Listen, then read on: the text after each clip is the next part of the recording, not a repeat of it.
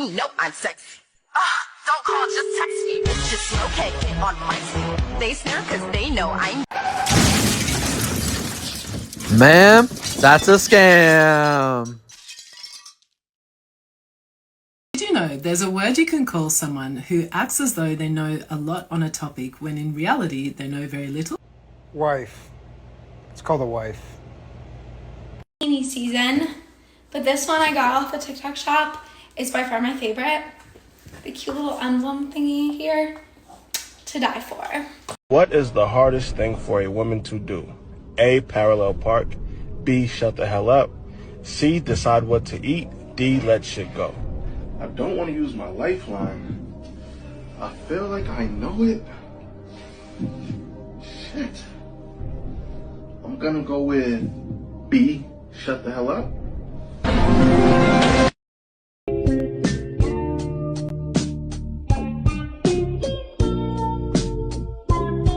My favorite expression in English is the one that says, never bite the hand of the one that fingers you, something like that. Yeah, it's something like that. Potential hot take, but can boys stop responding so fast, please?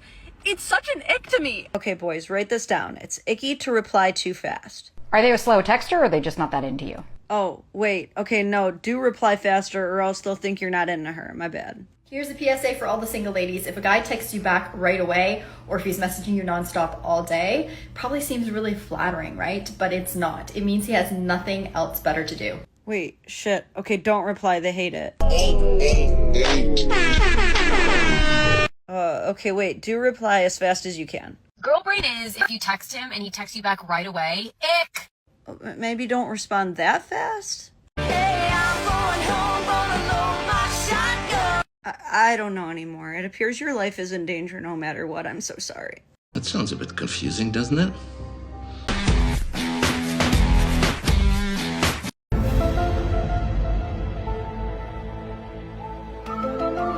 Meow, meow, meow. Meow, meow, meow, meow. Meow, meow, meow! This guy is diabolical. Every morning when you get up, say over and over to yourself, do it now, do it now, do it now. I do it now, do it now. Whenever you have this tendency to procrastinate, program your subconscious mind with this automatic conditioned command, do it now, do it now, do it now. The key to overcoming procrastination is to develop a sense of urgency. Be the kind of person who gets things done quickly. Be the kind of person who launches fast on a task. Say over and over to yourself, do it now, do it now, do it now. Do you know that less than 2% of the population have a sense of urgency? And that there is not an example of a successful person anywhere who does not have a sense of urgency? That if you just develop a sense of urgency when somebody gives you a task, that you get on it and do it fast, that alone will move you into the top ranks in a very short period of time. That's Brian Tracy. He's the man. Somehow I was blessed with the sense of urgency inside of me. And, well, I have to force myself to take breaks a lot of times. But this is the absolute truth, you guys. And your life is not long. Count how many years you have left. Count how many Christmases you have left. Start to instill a sense of urgency within yourself. You can get so much done in a month's time if you really put yourself on the grind. Do what you have to do now.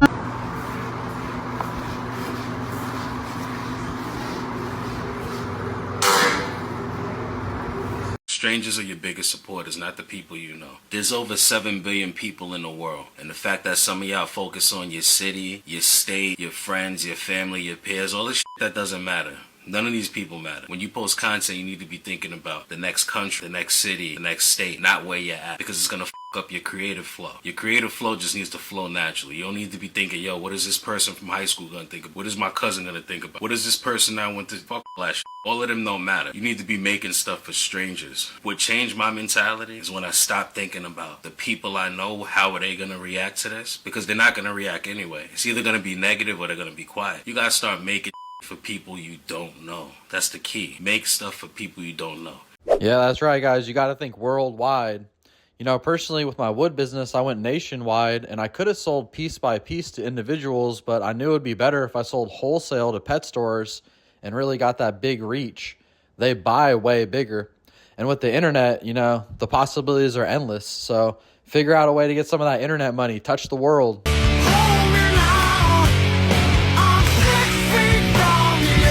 70. That's crazy. That's actually not that impressive. What? It's not that impressive. Yeah, it is. No. To me, it is. You know what they say? What? They say comparison is the thief of joy. You compare yourself to others and you'll never be happy. So that's impressive weight. Who cares what other people lift? But what if I'm not satisfied with it? Well, I mean, you could push yourself, but you can't do negative self-talk. This is an interesting one, guys. I like to compare, but not in an envious way, just to like see how I'm doing to gauge. But it is important to remember that as a man, you're never actually going to be the richest or the strongest, and that shouldn't be a blow to your ego. It should just be perfectly fine. Do the best for you, but don't rain on your own parade because you feel like you have what others don't. Enjoy every moment of this. Try this filter on you. Huh? Let me try this filter. What?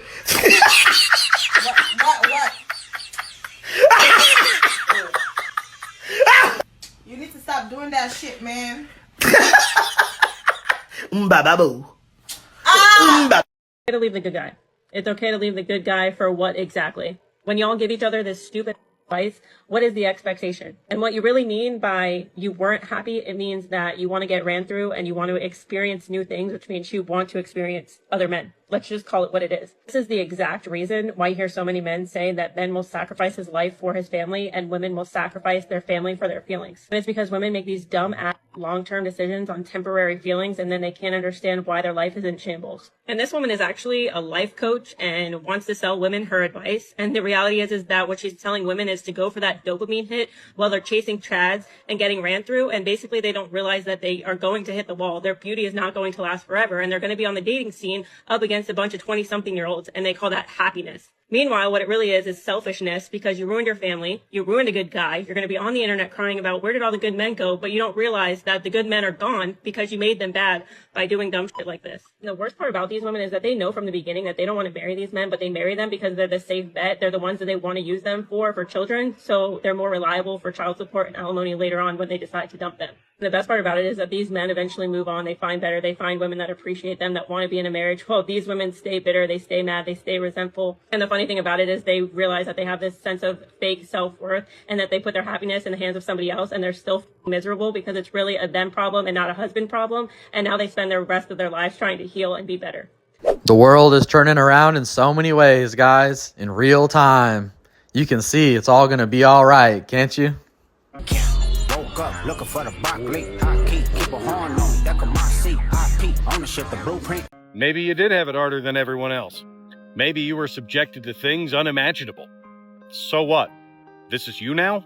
You're gonna wallow in it forever and just blame circumstances and everyone else for how your life turns out? You're gonna spend your life living below your potential because you just won't let it go? If there's one thing I know, it's that if I've been through a thing, there's a better than average chance of the 9 billion people on Earth, someone else has been through it too. And they've probably coped with it better than I did. Somehow, some way, another person on this planet has figured out how to just get over it. And to stop dwelling on the past and move towards something that they actually want. And that's likely happened because they bumped into the realization that if you want to feel better, you just have to blame other people. But if you want to do better, you have to take responsibility and then take some action. Hope this helps. Guys, the best thing we can do is man up and let that shit go with peace. It ain't no thing anyways. It's just whatever. Let's be real. The best thing we can do is reject the victim mentality and step on the other side of life. What does it mean when a guy can remember your eye color after the first date? Means you got small tits.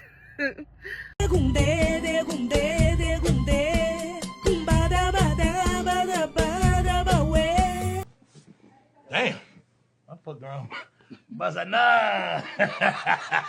Bazana! If no one calls you dangerous, it means you've never stood your ground. If no one fears you, it means you've never dared to disrupt the order. And if no one speaks ill of you, well, it means you've never stood tall enough to cast a shadow. The truth is, people reveal their insecurities in how they treat you. If they envy you, it's because you possess something they can't. If they mock you, it's because they don't understand the strength of your mind. And if they try to bring you down, it's because they've already realized you're above them. Criticism, slander, even imitation, these aren't insults. They're acknowledgments, proof that you matter, that you stand out, that you're living a life others can't ignore. So let them talk.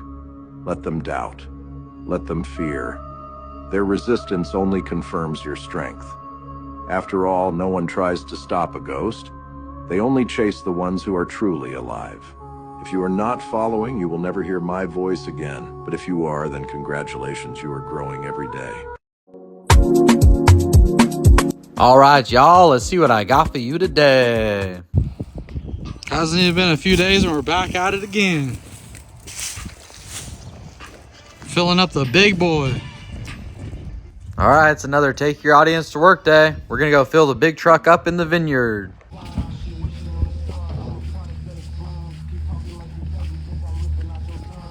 This is a beautiful life.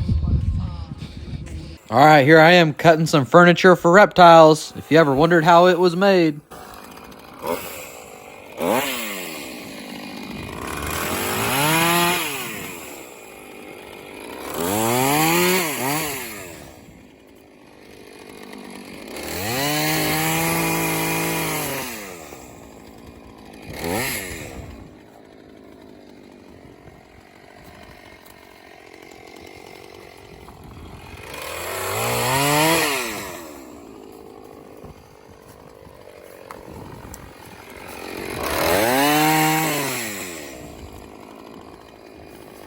It's all down these rows, so I gotta go cut it. Like right here. That thing looks sick. Got a dope ass blister. Hell fucking yeah. Looks like a titty. Hell yeah, guys, check it out. All that cutting. Can you imagine how many pieces are in this truck? Damn. Took us about a day and a half. I had the time of my fucking life, guys. All right, y'all. Well, there you have it. That's a Take Your Audience to Work day. We went down, filled up that van, and unloaded it right before your eyes. Well, this is what I want to do. You guys tell me in the comments how many gumballs you think are in the gumball machine. How much wood do you think's inside that truck when I get done sandblasting and it's all finished and I sell it to the store? How much you think I got on my hands? I'll give you guys an answer after a while. All right, y'all. I always appreciate y'all tuning in. Please like, share, and subscribe, and we gonna see you on the next one.